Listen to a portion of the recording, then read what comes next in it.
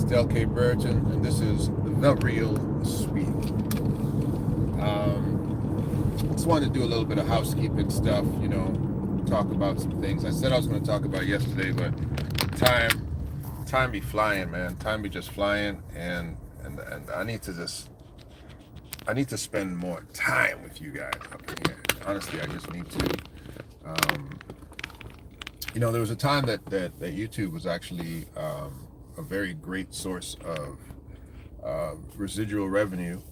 I had a hacking situation, and somebody very close to me was in the back end, and they demonetized it, and then I had to try to get it back, and it's been crazy.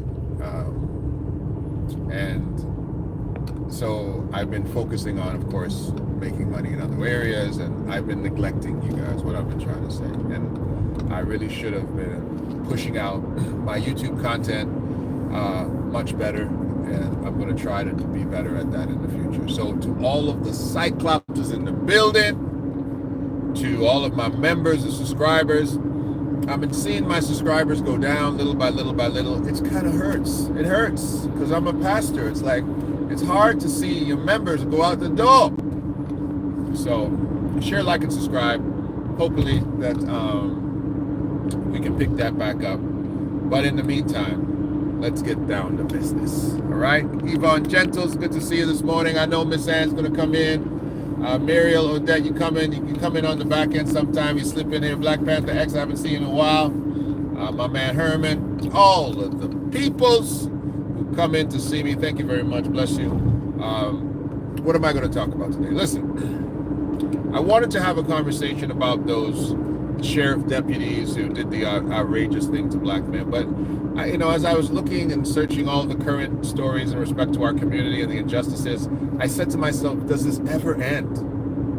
Never ends. It never ends. Like it would. I do not have enough time in the day to sit down and to articulate the amount of injustices that happen to our community.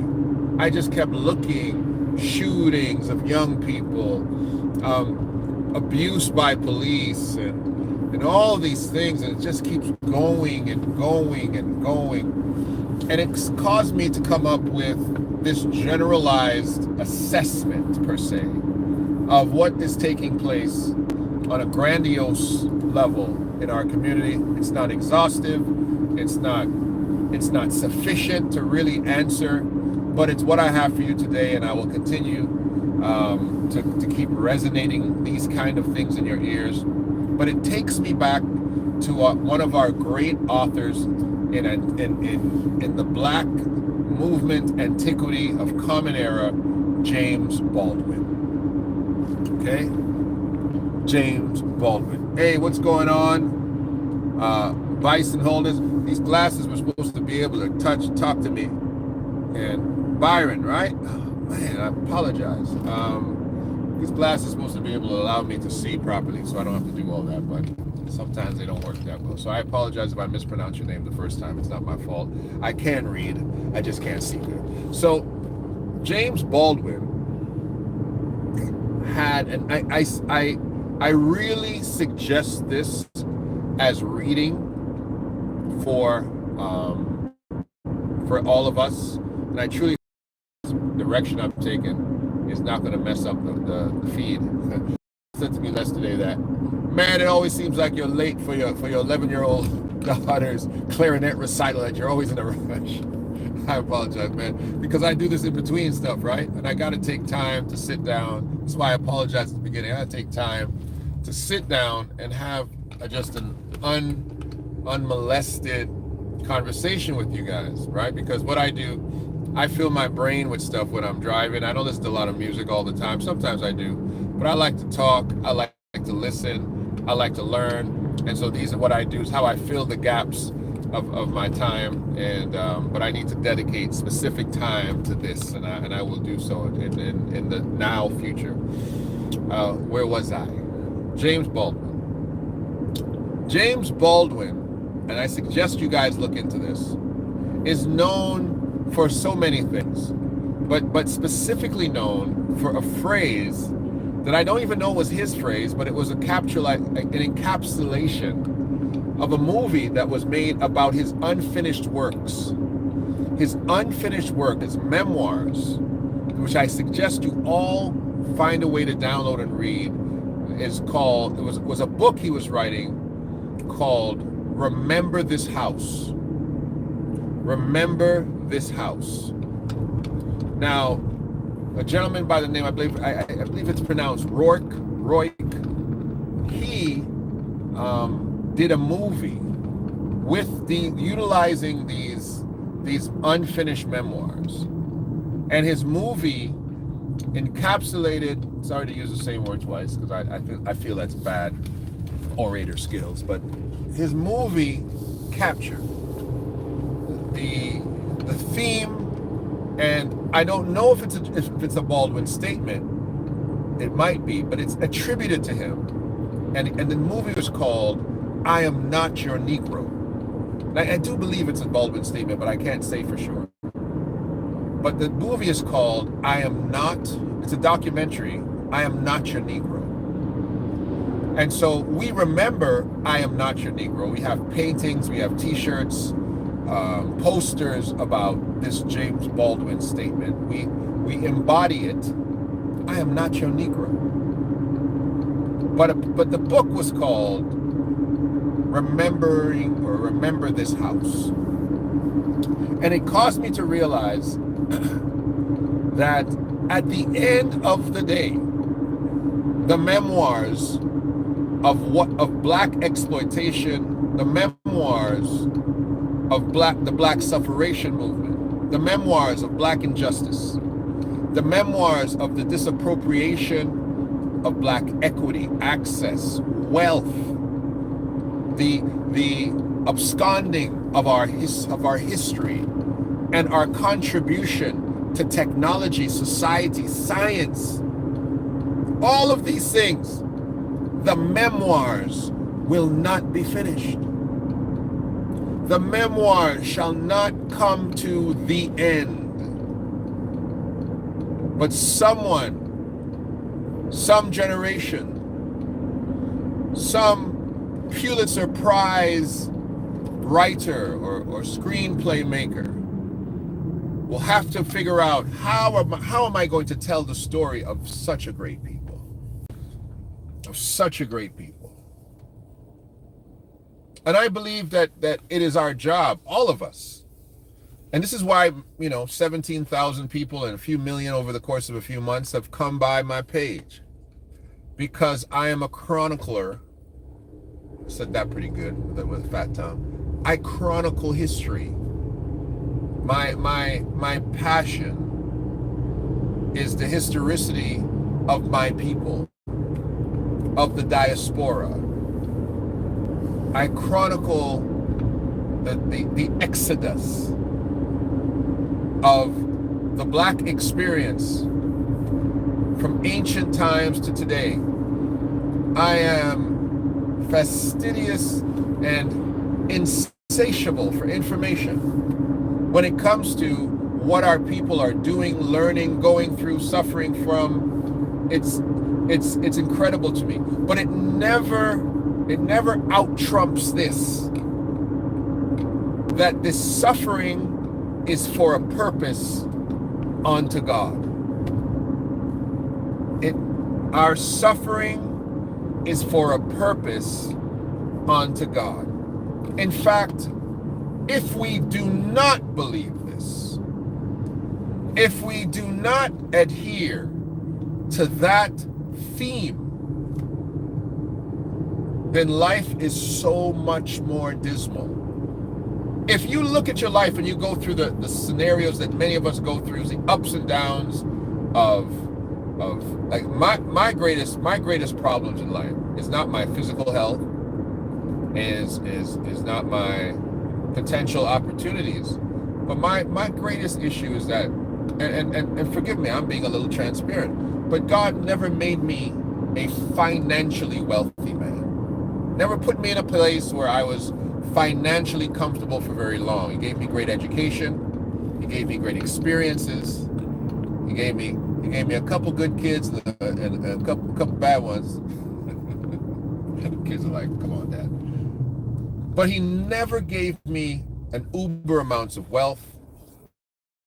My entire life, that's been my struggle for a scenario where I thought I'd never have to do that, because I felt I checked all the boxes in respect to my capacity to understand wealth, understand business, understand generational wealth, understand stewardship, understand tithing and giving and generosity and all these things. I felt that it should be impossible for me to struggle in that way. But what he's done in the midst of the struggle, he has demonstrated, I am your provider. And what you wanted to rely on to say it will always be there, instead of it being cash money, it was me. So God has shown me that your wealth is directly dependent upon me. So when I go through the scenarios that I express to us and say, we must look at this thing, that we are going through all of these things, all of the problems and evil that has taken place against us. We must sit back and say, God, show us this is all because you essentially want to demonstrate to the world, those are my people. And you've had other opportunities in speaking to other races. You've had other opportunities to be dominant and to be strong and to build great edifices and to build great systems and to build great structures. But my people who are called by my name are built by me. On the West Coast, who's on the West Coast here? Adi Al-Katani, peace and blessings to my brother. The Spice Man is in the building. And let me explain more. When we go through this struggle, and Adi Al-Katani kind of reminded me of something, because a brother came to him, Adi Al-Katani, I'm gonna bless you, and started to say, that Brereton is against me because I'm a Muslim, and Brereton, I'm a Christian. I'm a strong Christian. I'm a strong believer in Christianity. I don't feel there's another method that I've seen God work with our people in such a powerful way in respect to the historicity of our people from 300, 200 AD to now. I've seen it strong. But I would be remiss if I did not acknowledge that the black Muslim, has also struggled in his identity and in his perspective to find his way to God and to his people. Me not being a Muslim doesn't rob me of the observation of the contribution of those identifying as Islamic and identifying as the nation, meaning the nation of Islam as opposed to fundamental Islam. I see in a way that I've never seen it before when I was younger. I was never a Pan-Africanist when I was younger. And Pan-Africanism is the identity that, regardless of your religious creed, that we are not marginalized, we're not victimized, we're not stigmatized because of our specific religious perspective or political perspective. We are hegemonically mistreated because of what we are, period. It also encourages me to look into the history and dive into the deepness of it, to show that the greatness of blackness was also shown as many Africans were Islamic. Can I go into some of the history? Musa showed the white man where the treasure was buried. If Mansa Musa would have gone through, this is theory now. If Mansa Musa would have just taken his little walk to Mecca and not shown himself to be so rich, we might never have had a West African slave trade. White folk did not know that there was so much dough in Timbuktu until Mansa Musa wanted to go pray to Allah in Mecca. The Moors, the Islamic invasion, the Crusades incited by black people taking over Europe under the guise of Islam. And what Islam did, and what it did for the nation in the 50s, 60s, 70s, and today, and what it did for, meaning the Nation of Islam, and what it did for the ancient African, the ancient Asiatic, Mediterranean, the ancient Semitic black man, what it did is it unified him under the banner of one ideology. That's what it did. And this is what it shows us. Me, and I'm not bipolar religiously. I'm a Christian. I'm a very Christian. You can't convert me. You can't convert me to anything. I'm steadfast, immovable. You can't make me go one way or another. I'm a oneness apostolic Christian. I'm a charismatic Eastern apostolic Christian. You can't get them. You can't be more Christian than me in my thought process. You can't be more Christian than me in my predetermination of who God is. You can't. But you can't be more accurate than me either by me not identifying. I can't sit back here and not identify the contributions of what Islam in the position of the black man's experience has done for our people. It would be crazy to close your eyes to Malcolm X. It would be crazy to close your eyes to Muhammad Ali. It would be crazy, and his name is never mentioned because he's got a lot of mud on him. But it'd be crazy to misappropriate history and to turn a blind eye to Elijah Muhammad. These men have brought some serious things to the table, even in current day. And I still believe Farrakhan was one of the people that participated in the killing of Malcolm X. It's a theory of mine, and I'm not gonna budge from it. I believe Farrakhan is culpable in the death of Malcolm. But still today, to believe that Farrakhan is not a force to be reckoned with in the black community, you're out of your mind. White folk don't want to touch him. White folk are afraid to kill that dude. He knows where all the bones are buried. And on top of being a concert pianist that is beyond compare, a violinist, a concert violinist beyond compare. Boy, you ever see Farrakhan play the violin? Farrakhan could just make money playing the violin.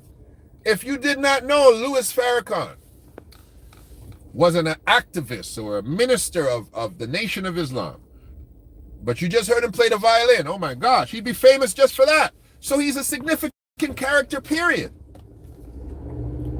So all of this I say, and this is the thing, it's interesting when you watch God deal with the Bible, and he says things like, Cyrus, my servant.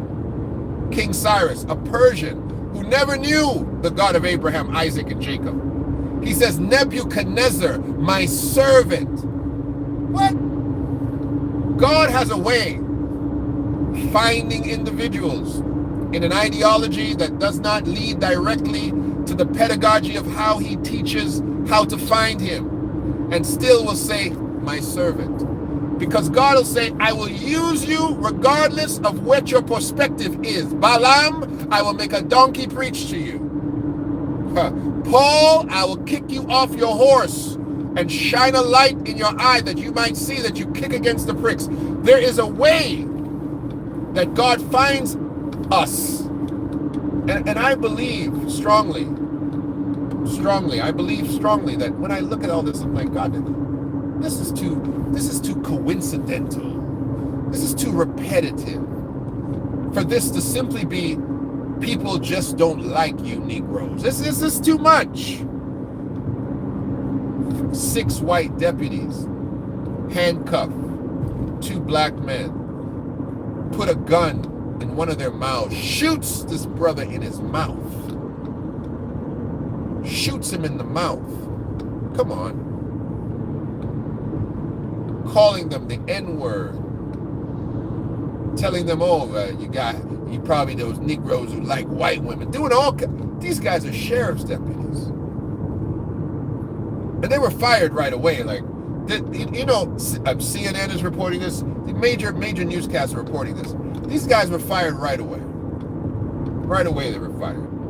They don't just fire these boys just like that. They fired them right away.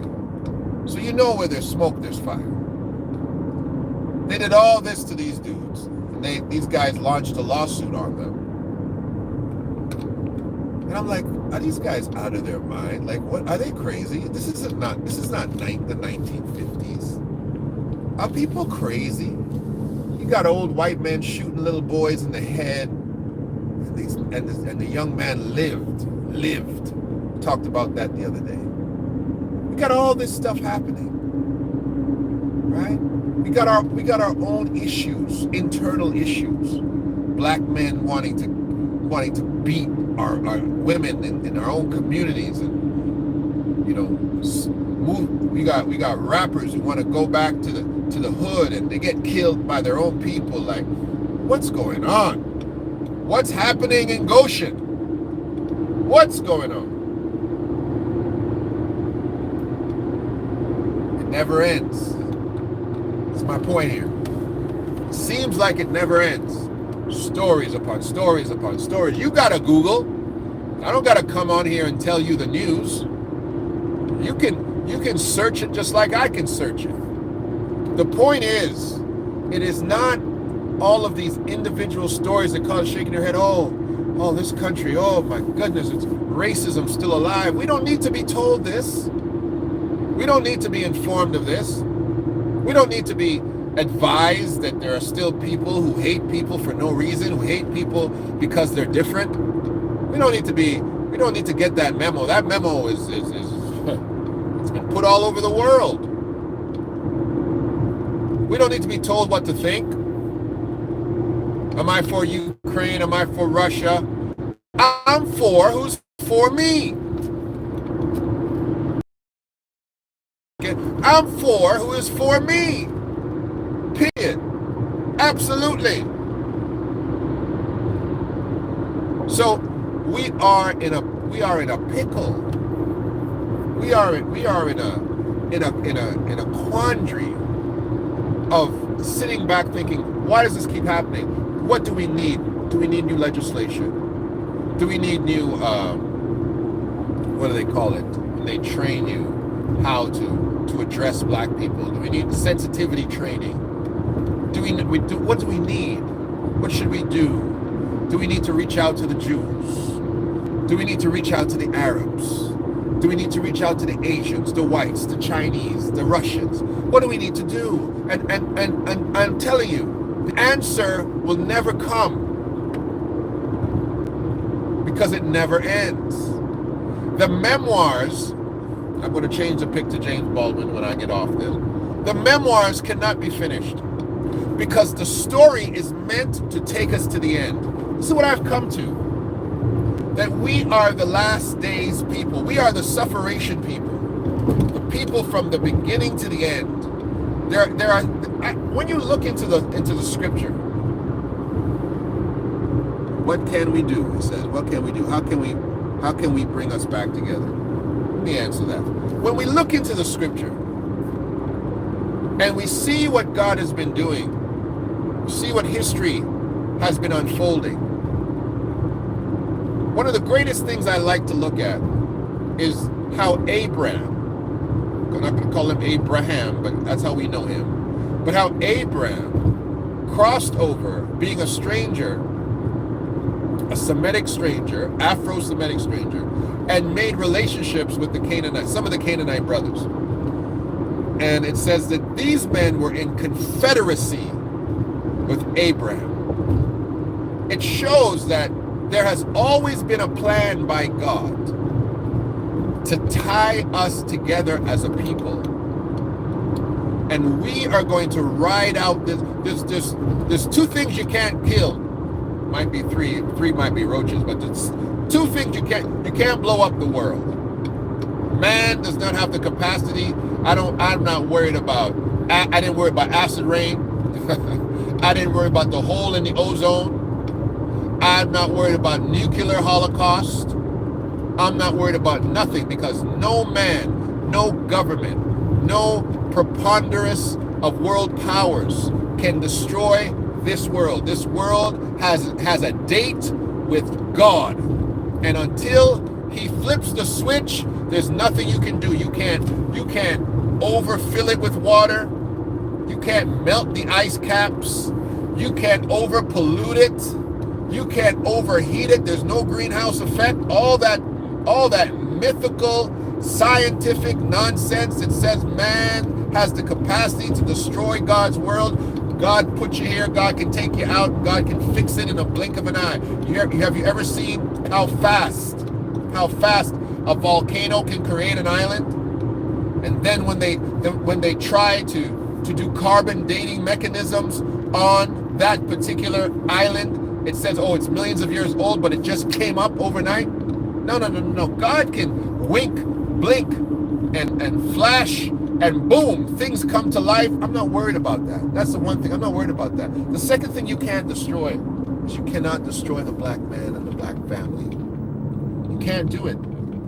There is no reason black people should still be alive. There's no reason. We should be like Argentina, where there's no sign of y'all, just a couple of y'all randomly. We should be just like how black folks are running around in Australia. The Aboriginal Australian, go look for him. You can't find many of him running around. Few of them. White. In fact, when you look at Australia, most of the white people are calling themselves indigenous. They're saying they're indigenous. That dark skin, big nose, blue black, funky curly, kinky hair, Aboriginal, you don't see a lot of them. They killed most of them in a very short period of time. Most of them gone. There's no reason many of us should be here. The amount of diseases they tried. Come on, we know. They tried to give us syphilis and try to give us smallpox and try to do all kinds of stuff. We shouldn't be around. The white people have looked. The Chinese know it. The Chinese, there's one thing. The one thing the Chinese know, you can't kill black people. Chinese people know that better than us. COVID showed it to you. COVID, the Chinese were saying the blacks are immune to it and they're carriers. Chinese people were running away from me when I walked down a Chinese aisle during COVID. Chinese people were stopping at the end and turning in the other direction because they said they're impervious to it. They can't get sick. Come on. Anybody know some Nigerians or some Ghanaians in Nigeria and Ghana during COVID? How many sick people you had over there? How many of those people taking the vaccine? Not many. Not many. Couldn't make those people sick. Couldn't try. There's something about us. Can't get rid of us. God has us working out our salvation to the end. So I didn't want to come on here on a Friday and start giving you the same stuff, CNN, BBC, CSNBC, all of that. I didn't want to give you the same stuff Roland Martin, Dr. Boyce Watkins, Umar Johnson is giving you. I wanted to give you something else. God says it ain't going to end. It's never going to end. But while you are going through it, He going to take you through it to the end, baby. To the end. The Bible says something about Isaac, the Afro-Semitic son of Abraham. He said that the man waxed rich in a famine. The man waxed rich in a famine. We have the richest culture. We have the richest cosmopolitan black culture of anyone in the world. From Africa to America to the Caribbean to South America, when you mix those things, you get food, you get dancing, you get language, you get accents, you get hues of skin, you get hues of hair, of curl patterns. You have rich black culture. admirable individuals, stars and entertainers and athletes. You got Sammy and Michael Jackson, Michael Jordan, LeBron. You got them all. You got Janet. You got them all, baby. You got so much, because it will be impossible to eradicate us. Listen, even our own incapacity to unite can't hurt us. When I read this biblical story about how they were building the Tower of Babel, it was always a story that confused me. I said, God, what was the problem? These people were working together. In fact, God said, you know what? Let me go down and confuse these people, because the people are one and nothing shall be impossible to them. Well, what's the problem? What's the problem here? The people are one and nothing shall be impossible to them. Let's go and confuse their language. God needs us to be more dependent on him than we even are to our own unity. That's the only thing I got out of that story. I was like, wait a minute now. We're united, God. Everybody's working together. What's the problem? Why would you mess that up? And I'm not turning God into a narcissist here. I'm not turning God into an egomaniac or a megalomaniac. I'm giving us the principle. The principle is this: that the allegiance to God, to a right understanding of who God is and what his plan is for us, and his compassion and peace that we require towards our fellow man, and our capacity to build the infrastructures of life as priests unto him, is much more important even than our capacity to cooperate. I had to look at that and say, hey, okay. God was less interested in your unity than he is in our capacity to identify his sovereignty. All right, I hear you. Let me see what you guys got to say here. God kept us. There are people who have no faith in the afterlife. Judgment Day is here and now. Can't unite against his word. He made everything in his divine right. Listen, and I'm going to say this too. That this world, this is the thing the church got wrong. This world is not simply just a waiting station for heaven. Our job was, and we were tasked to make this heaven too. We messed it up. We jacked it up. God didn't give Adam Eden to simply just be working away in the garden. He gave us the capacity to change and to transform the spaces around us, that the spaces around us could resemble heaven. He gave Moses a tabernacle and gave him the imprint of the holy rooms of heaven. He gave Solomon a picture of a temple and gave him a place where God can dwell. He gave the church the Holy Spirit so that the presence of God could dwell in us and that the glory of God can shine around us. He gave us power over all the power of the enemy so that we can subdue principalities and powers and evils and rulers and wickedness in high places, so that God presence could be here too. He ain't just trying to say, go out and be in drudgery until you get to heaven. Shoot, that's why Jim Jones was able to make everybody kill themselves, because he says world is evil. We just got to all go see the Lord, and no, man, no. Life is beautiful. Life is sweet. If life wasn't sweet, why would they say that children are a heritage from the Lord and the fruit of the womb, his reward? Why would we be rewarded with children if this life was supposed to be terrible? I hear people say, I don't want to bring children into this evil world. That's your job. Your job is to bring children into this world.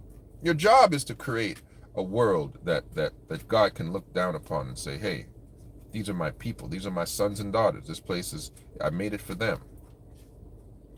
Oh, geez, I can't find my bank card. Try to eat breakfast every morning. Where the heck is my bank card? Bank card gone missing. I think it was in the other jacket. That is a doggone shame, boy. It never ends. Gotta use the other one. I gotta find that one. So, this is what I'm trying to tell us this morning. I'm trying to show us. And I always cut you guys off right here because I always go and order my breakfast. But I'm keeping you with me because somebody said, you always look like you're going to your clarinet, your daughter's clarinet lesson. No, I just cut you off before I go order something to eat. That's all. I'm not going to do that today, though. I'm going to keep y'all with me. When we look back into the life of James Baldwin, I feel that the brother was a very tragic man, to be honest with you. Can I get a bacon belt? Cream cheese, no cheddar cheese. Bacon belt. I'm sorry for all your people who don't eat bacon. I eat bacon. Huh? On what kind of bacon? Oh, cinnamon raisin. Sure. Thank you. Nope. Yeah. I eat a little bit of the pork. I eat a little bit of pig. You know what I'm saying? I eat a little bit. Come on. I know you Hebrews are mad at me right now and say, look at this man out here eating pork. I ain't hiding from none of y'all, okay? Like I said, I ain't afraid of you ninjas. But when I look at James Baldwin's life, I feel his life was very tragic.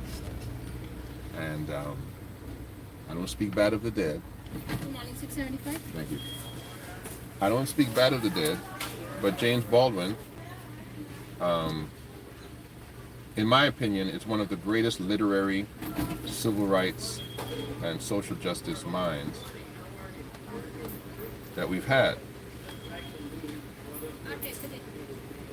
I can't press check-in.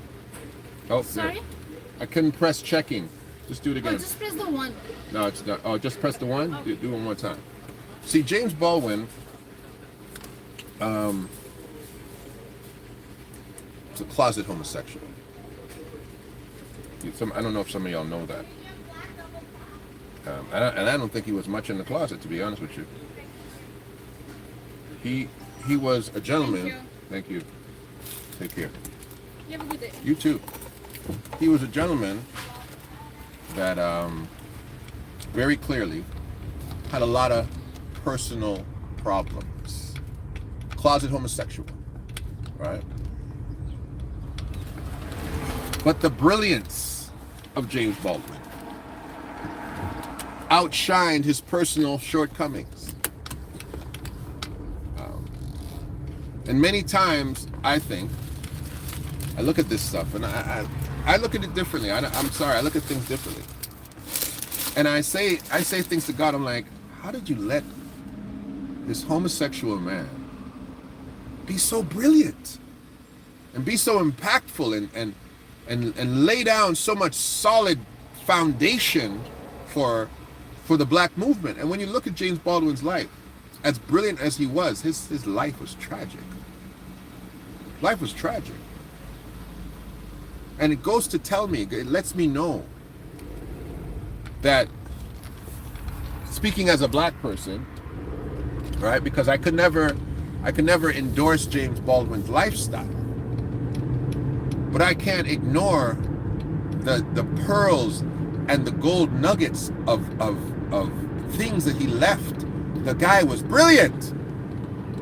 The guy was courageous in respect to what he spoke out against at the time he was speaking out against it.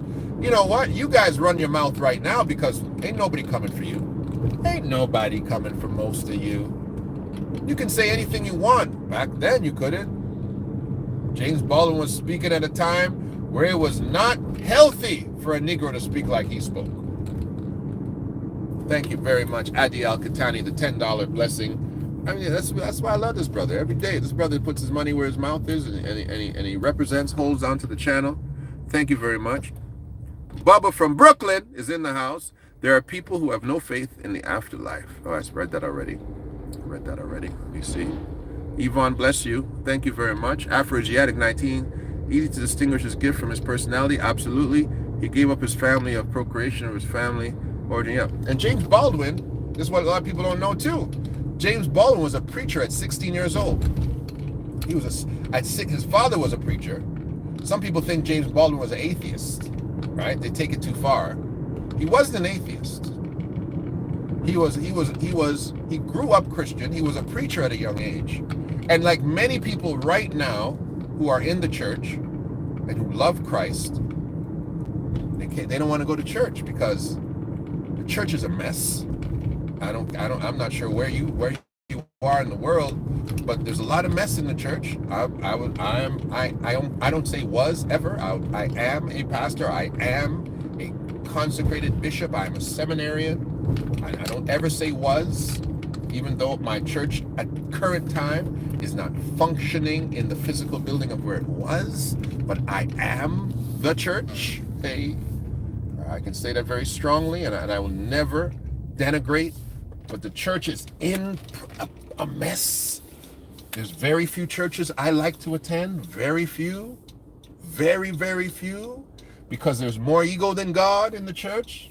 Black church is the pinnacle and the nucleus of the church in this age, but I don't like them for the most part. But you can't call the church without saying the black church.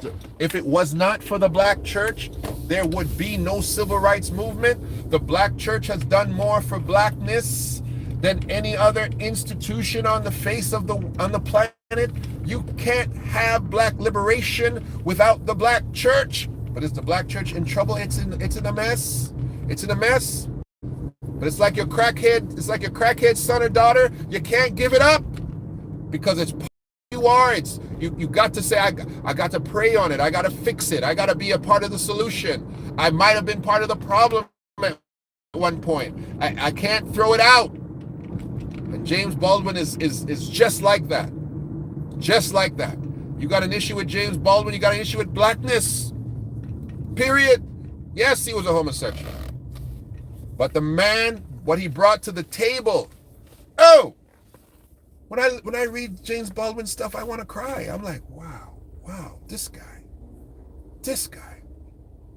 But his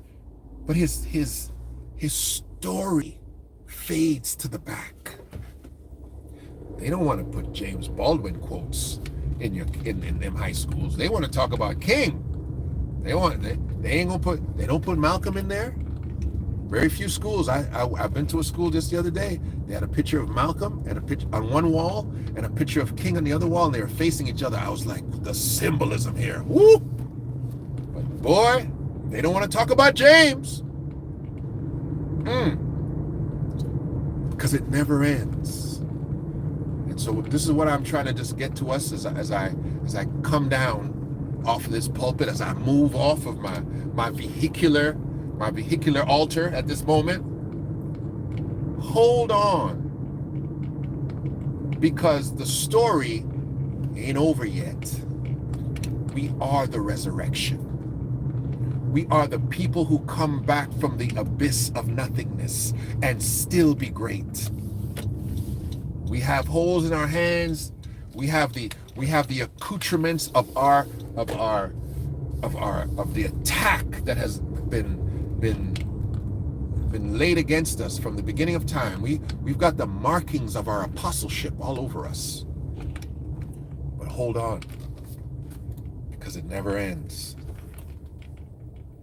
I am not your Negro. But remember this house. The memoir was, remember this house. But the interpretation was, I'm not your Negro. While they are killing us, while they are torturing us, while they are shooting us, while they're abusing us, and while we're even doing it to ourselves, remember this house. Dean Grant, good to see you. I'm glad everybody's better today. Man, I love you guys. I can't know, honestly, like when I get up and I start talking and I start, resonating with the people that come here, and have conversation and commentary and the blessings that are allowed. Why does this lady still always block me every morning? Yes, love, I work here.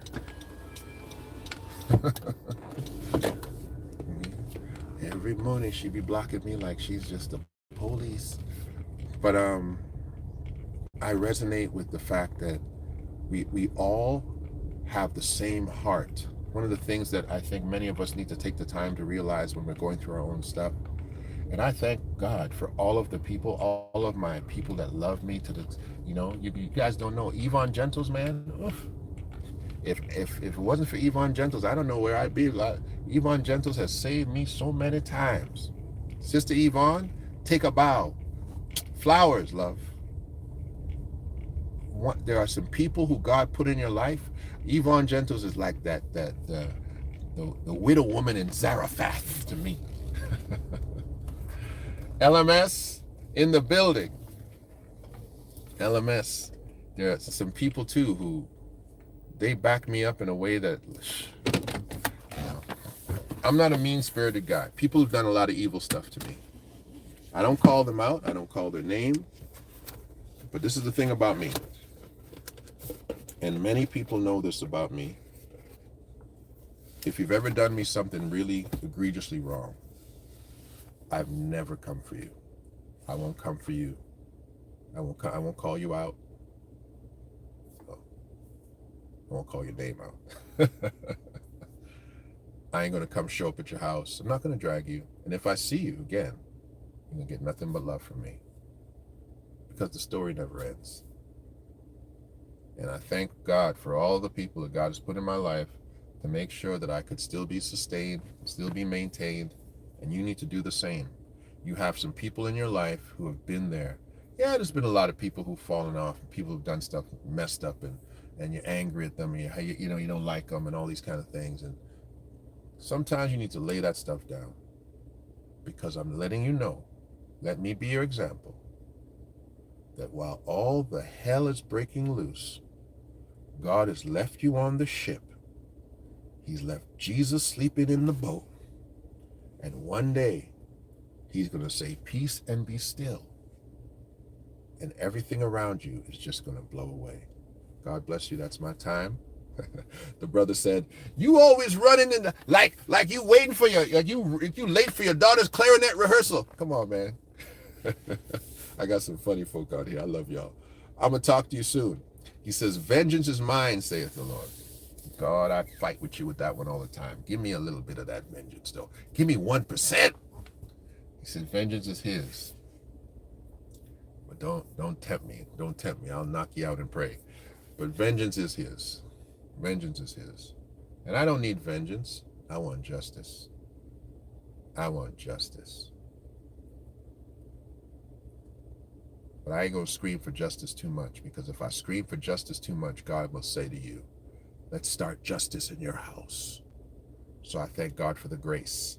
If he's given me grace, I got to give some of you old snaggletooth Negroes some grace too. Anyways, love, peace, and hair grease. Blowing kisses to everybody. Have an amazing day. I'm going to talk to you soon.